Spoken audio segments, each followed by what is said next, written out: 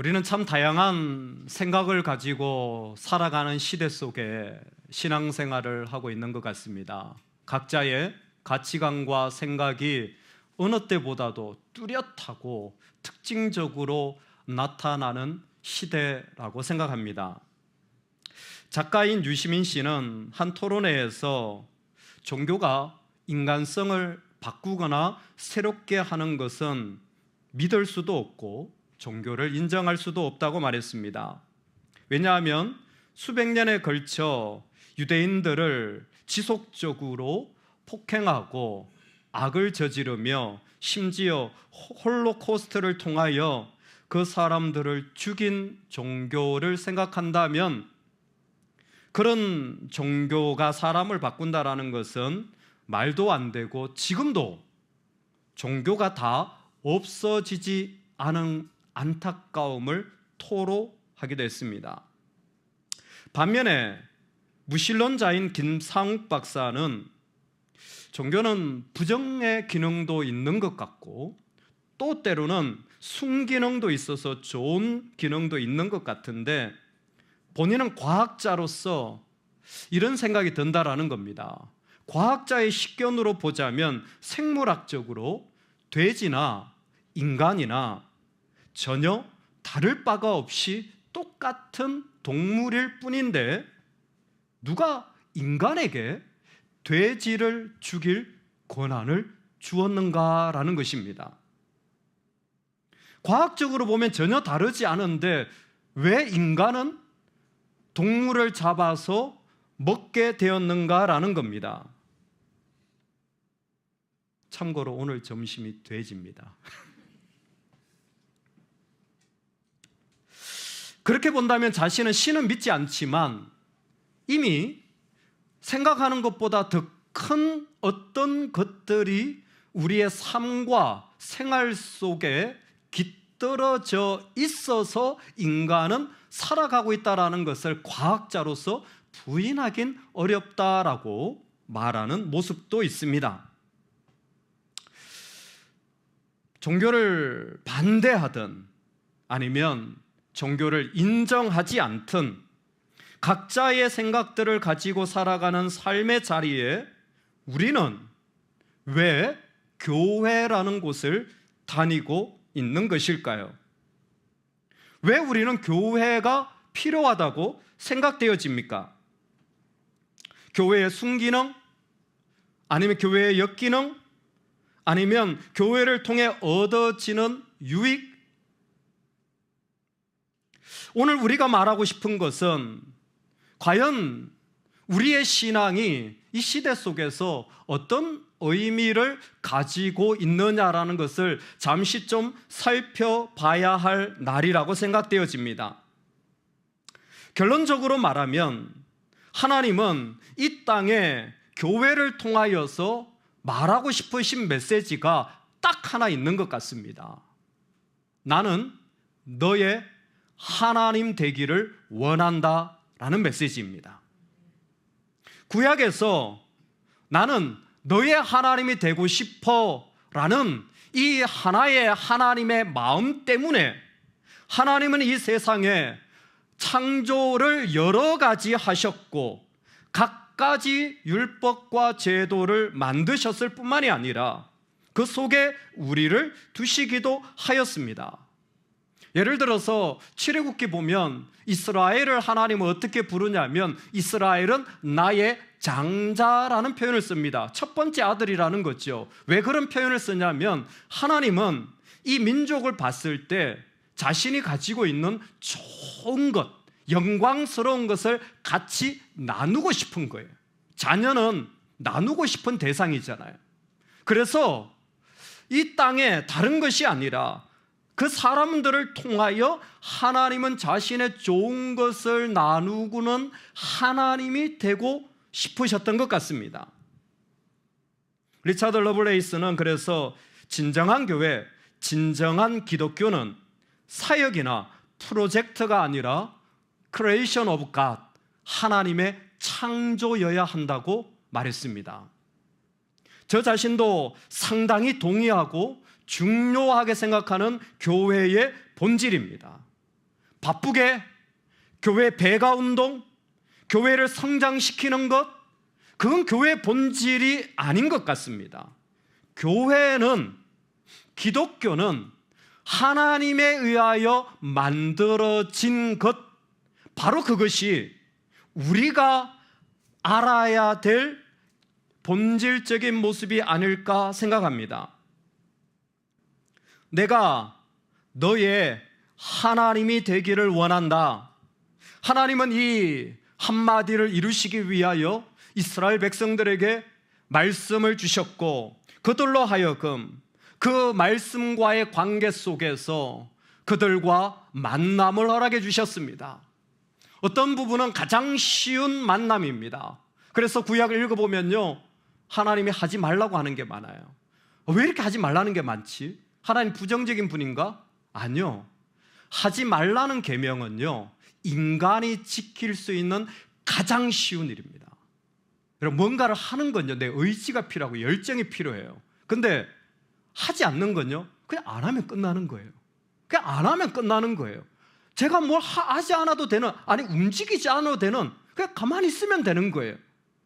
어떻게 보면 가장 쉬운 방법으로 하나님은 사람과 만나기를 원하셨던 것 같습니다. 동시에 무엇을 하라는 것은 그 안에 훈련의 이미지도 담겨져 있는 것 같아요. 너의 모습만이 아니라 그곳에서 하나님을 만나기 위한 모습으로 발전되어져 가기를 원하시는 거죠. 그래서 오늘 말씀에도 보면 우상을 만들지 말고 주상을 세우지 말며 조각한 석상을 세워 경배하지 말라는 거예요. 이거 그냥 안 하면 끝나는 거예요. 반대로 안식일을 지키고 내 성소를 경외하라는 것은 내 안에서 내가 계속해서 훈련해 나가야 하는 부분입니다. 우리는 주일을 어떻게 보면 당연히 지키는 것처럼 보여도 그 안에는 보이지 않는 하나님을 향한 만남의 훈련들이 의도적으로 포함되어져 있기도 합니다. 여러분, 결혼한 분들은 가능하면 각방을 쓰지 마십시오. 한 방을 쓰셔서 같이 만나는 훈련해 나가셔야 됩니다.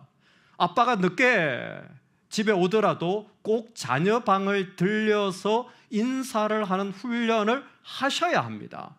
때로는 내가 피곤하더라도 필요한 일들이 보이면 먼저 가서 섬기는 것은 훈련해야 됩니다. 싫은 일들을 다가가서 용서를 구할 때는 믿음의 훈련이 일어나지 않고는 불가능한 때도 있습니다. 이 모든 것은 하나님이 우리를 초대하시며 훈련하는 거예요.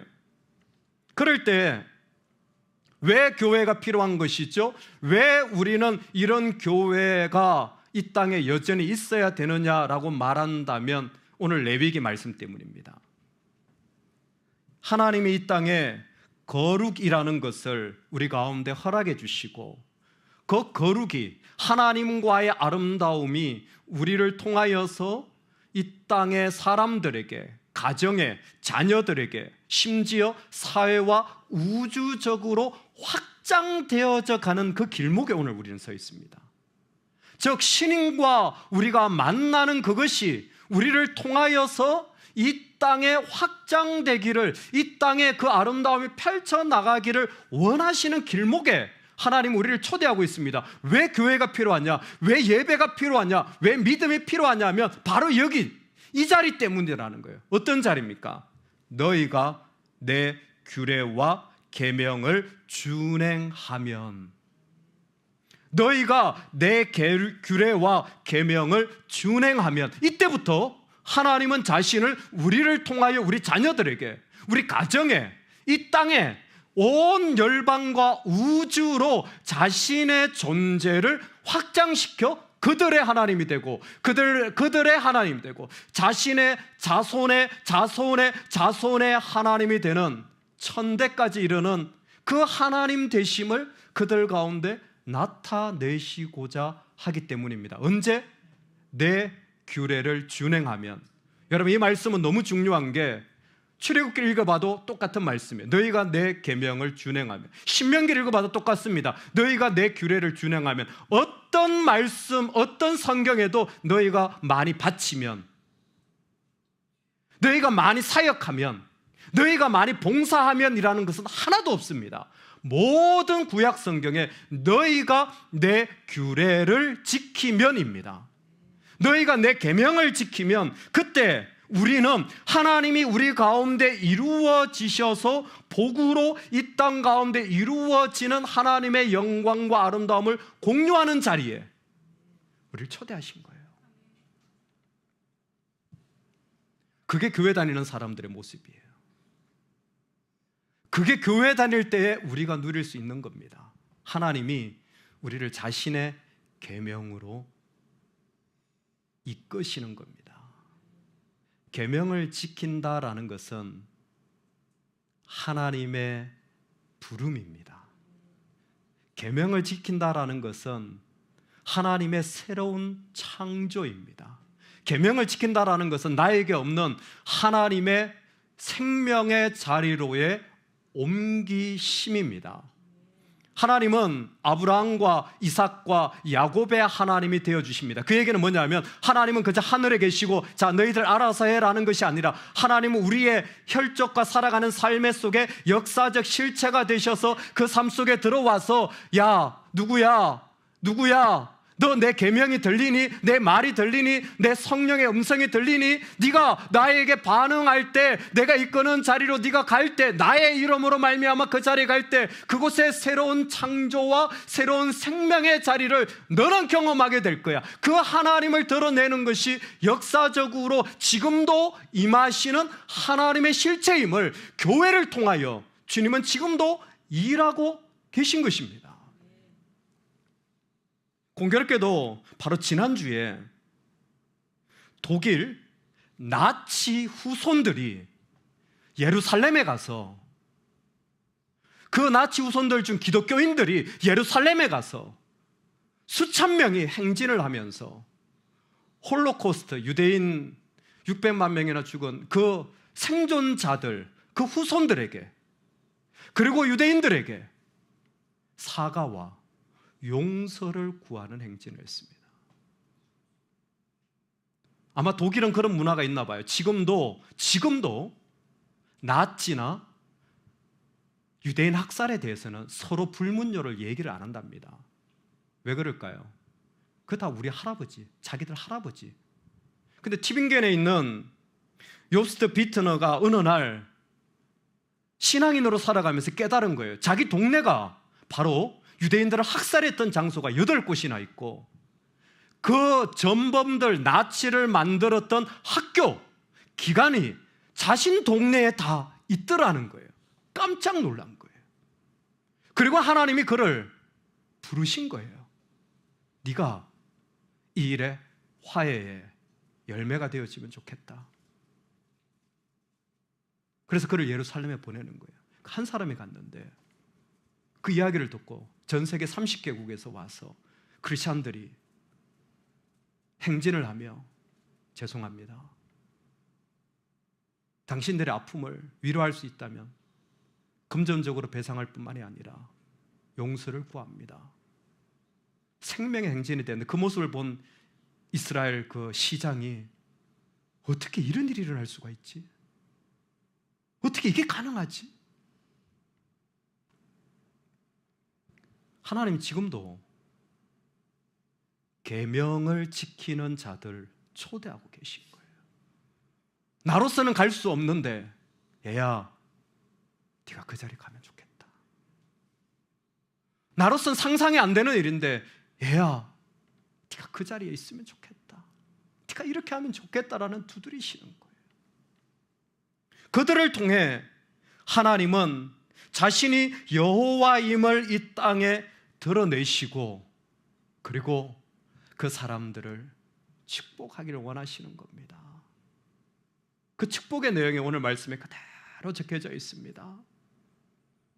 여러분, 주님의 인도함을 따라갈 때 너무 힘든 것 같지만 아니요, 그 자리는 복의 자리입니다. 교회는 그런 곳이에요.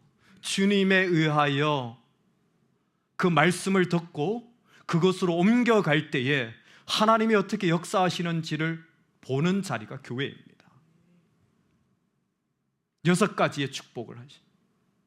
놀랍게 첫 번째 축복이 뭐냐면 하나님이 때에 맞게 비를 주신다라는 거예요. 저는 이게 너무 기가 막혀요. 이른 비와 늦은 비를 주시는 거예요. 농사를 지을 때 씨앗을 뿌릴 때쯤 비가 있어야 돼요. 땅이 물이 있어야 씨앗이 촉이 날 거 아닙니까? 근데 땅이 빼짝 마르면 씨앗이 다 말라 죽죠. 그때 반드시 비가 필요합니다. 그리고 이것보다 더 중요한 게 늦은 비예요. 추수할 때 비가 풍성히 있어야 돼요. 그래 열매가 풍성하게 맺히는 거예요. 그런데 하나님이 때에 맞게 이른 비와 늦은 비를 우리 삶에 반드시 허락해 주신다는 거예요. 여러분, 주님을 따라갈 때 염려하지 마십시오. 하나님이 때에 맞게 주실 줄로 믿습니다. 때에 맞게 하나님이 이른 비와 늦은 비를 주시는 거예요. 아니, 왜 지금 안 줍니까? 하나님 왜 저런 게 없습니까? 아니요, 우리 하나님이 가장 맞는 가장 좋은 때에 하나님 그걸 허락해 주시는 겁니다. 두 번째로 보면 그 땅에 평화를 주신다는 거예요. 살림을 주셔서 그 사람의 마음에 두려움이 사라지게 하는 거예요. 여러분 잘 한번 들어놓으시면 좋겠습니다. 사나운 짐승을 제거하세요. 세 번째로 그 안에서 두렵지 않게 되는 거죠. 네 번째로 전쟁에 승리하는 거예요. 내 능력이 아니라 하나님의 능력으로 그 가운데 이기게 되어지는 거죠. 다섯 번째로 자손이 번성하고 풍요로움을 주셔서 지난해 추수한 것을 다 먹지 않았는데도 새로운 곡식을 거둘 만큼 하나님이 풍성하게 하여 주시는 겁니다. 여러분, 풍성함은 하나님의 복입니다. 풍성함을 따라가는 것은 복이 아니에요. 그런데 하나님이 주시는 풍성함은 복입니다. 그리고 여섯 번째, 하나님의 임재, 그들 가운데 같이 거하시는 거예요. 핵심이 뭐냐면 하나님에 의하여 계명을 지키며 하나님에 의하여 결정하고 살아가는 사람들에게 하나님이 역사하신다라는 겁니다. 하나님이 역사하신다라는 거예요. 하나님이 이 모습으로, 하나님이 저 모습으로 역사하시는 거예요.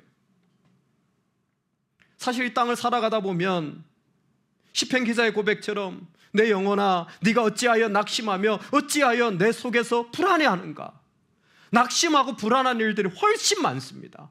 무슨 평화야, 마음은 힘들고 해결 안 되는 일들, 왜 나한테만 닥치는 이런 어려움들이 곳곳에 많은지 모릅니다. 때로는 이 땅의 악 때문에 그렇고 때로는 우리 안에 있는 욕심이 우리 스스로를 하나님이 역사하시는 것을 방해하고 막아버려서 얼마나 두려움 때문에, 얼마나 그 힘듦 때문에 그 답답함이 우리 삶을 옥죄는지 몰라요. 여러분, 그런 데 있잖아요. 그 모든 일들을 위하여 예수 그리스도가 이 땅에 오셨습니다.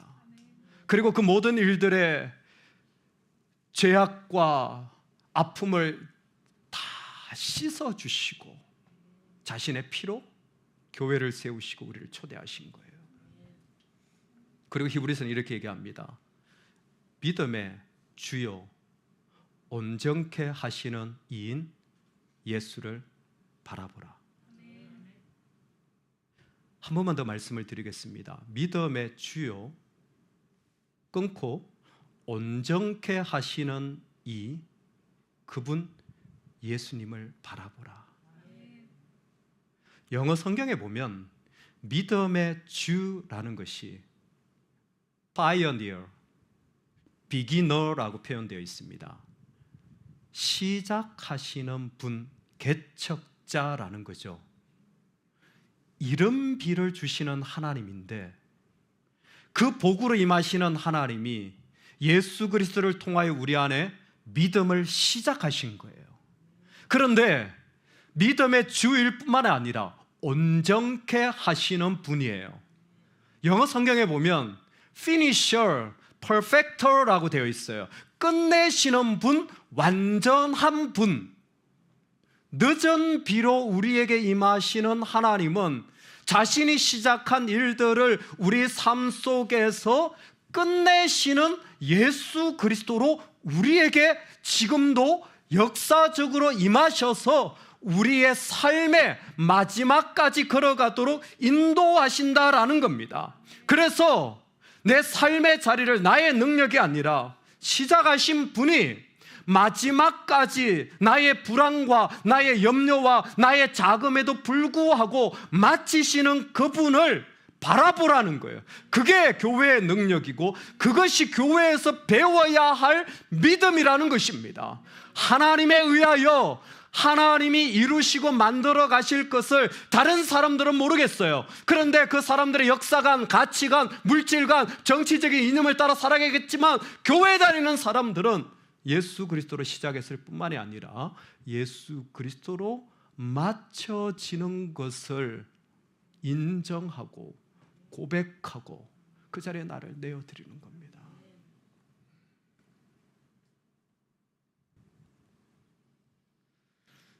이스라엘 스토리 가운데 이런 스토리가 있습니다. 이스라엘이 팔레스타인 지역이잖아요.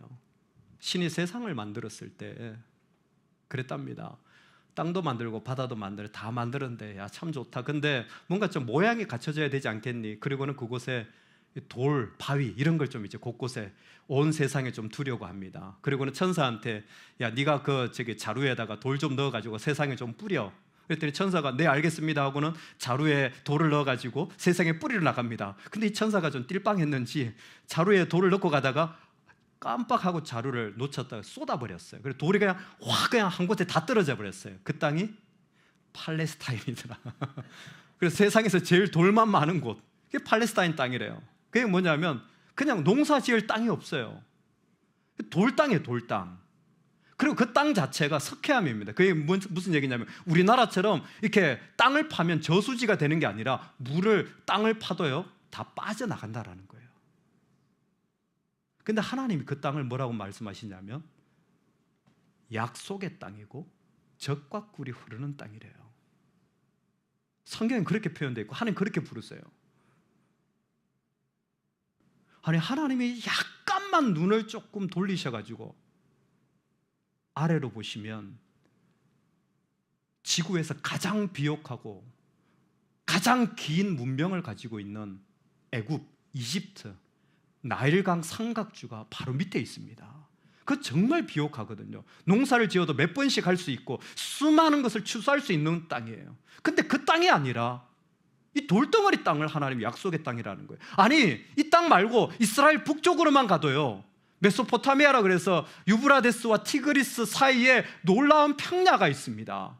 그곳에 인류 역사상 철기로 가장 강력했던 아수르가 출현했던 강력한 나라를 가지고 있었던 곳이, 그 나라를 너희가 내 백성이다, 그 땅을 이 땅이 내 땅이야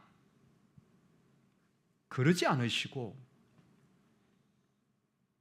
하나님은 물도 하나 갖출 수 없어서 이른 비와 늦은 비를 주시지 않으면 농사조차 되지 않는 이 척박한 땅, 전 세계에서 노예로 살아갈 수밖에 없었던 이 백성을 내 백성이라고 말씀하시는 거예요. 왜요? 하나님 교회에 오는 사람의 능력과 가진 것과 힘을 보지 않으십니다. 그 땅의 형질이 어떠냐 하나님 보지 않았어요. 하나님 보시는 건 딱 하나예요. 교회가 교회 되는 것, 성도가 성도 되는 것은 하나님에 의하여 만들어지는 거야. 네가 돌짝밭이라도 괜찮아. 네가 물 하나 가둘 수 없는 사람이라도 난 괜찮아. 왜? 내가 만들어 갈 거니까. 내가 이른 비와 늦은 비가 되고 내가 시작과 끝이 되어서 내가 만들어 갈 거야. 출애굽에 보면 그런 이스라엘을 하나님 뭐라고 말씀하시냐면 이스라엘은 나의 보물 세굴라라고 부릅니다. 너희는 나의 세굴라야. 노예 근성에 찌든 사람 아십니까? 무슨 얘기만 해도요 난 이게 없어요, 저게 없어요, 저게 힘들어요, 짜증나요, 난 싫어요, 난 안 할래요, 나는 아무것도 관심 없어요. 왜 나한테 그러십니까? 노예 근성에 젖어든 사람 아십니까? 하나도 감사할 줄 모르고 날마다 불평만 나오는 사람. 근데 하나님 뭐라고 말씀하시냐면 너는 나의 세굴라야, 너는 나의 보물이야. 봐도 좋고 또 봐도 또 좋다, 그냥 좋아. 너는 나의 세굴라야.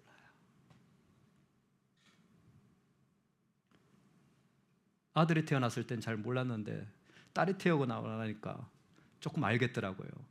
봐도 또 좋더라고요. 근데 또 봐도 또 좋더라고요. 또 보면 더 좋아. 딸이니까. 하나님 뭐라고 말씀하시냐면 내가 너희를 향해서 그래. 네가 내 보물이야. 난 그렇게 좋아. 얼마나 좋으시냐면 자신의 생명을 다 내어놓고 자신이 그렇게 핍박을 받고 어려움을 당해도 그래도 네가 살아난다면 난 네가 좋아. 내 모든 걸 다 주어서 건져낸 나의 백성, 난 네가 좋아.